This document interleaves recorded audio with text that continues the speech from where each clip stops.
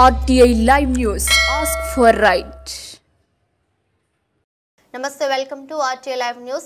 మధిరలో వరుస దొంగతనాలకు పాల్పడిన వ్యక్తి అరెస్ట్. మొత్తం 9 దొంగతనాలు 8,68,000 రూపాయల స్వాధీనం చేసుకున్న పోలీసులు చాకచక్యంగా దొంగ అదుపులోకి తీసుకున్న town SI Sandhya, second SI Chandrashekar ను విలేకరుల సమావేశంలో అభినందించిన ఏసీపీ రహమాన్.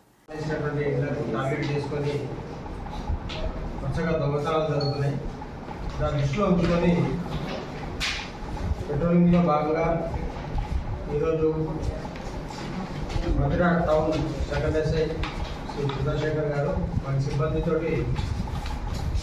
టౌన్లో పెట్రోలింగ్ చేసుకుంటూ నాగ్పూర్ సెంటర్ వరకు చేరుకోగానే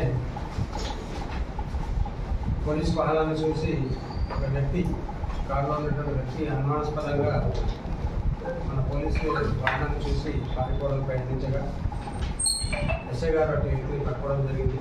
పట్టుకొని వెంటనే అతన్ని విచారించగా అతని వద్ద కొన్ని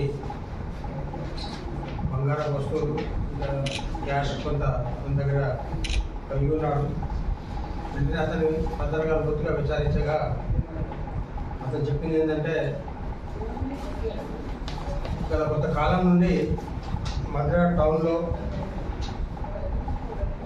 సుందరయ్య నగర్, లడక్ బజారు, మడుపల్లి,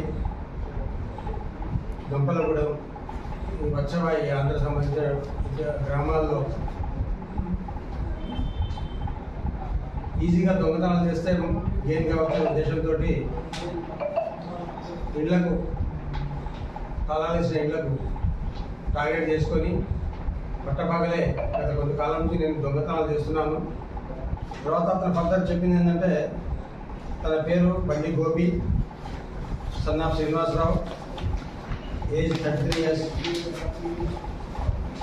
క్యాస్ట్ వచ్చేసి నర్సరీ, అతను వృత్తి car driver, native of Madupalli.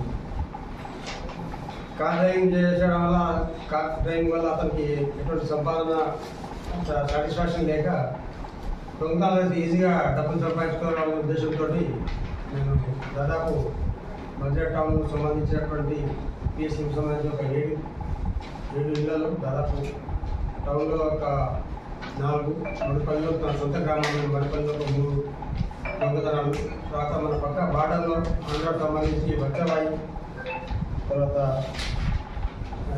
గంపలగూడెంలో మొత్తం 9 చోట్ల దొంగతనాలు పాల్పడ్డట్టుగా చెప్పడం జరిగింది. వెంటనే ఎస్ఐ గారు పంచులని సెక్యూర్ తీసుకొని వాళ్ళ ముందు విచారించి అతని వద్ద నుండి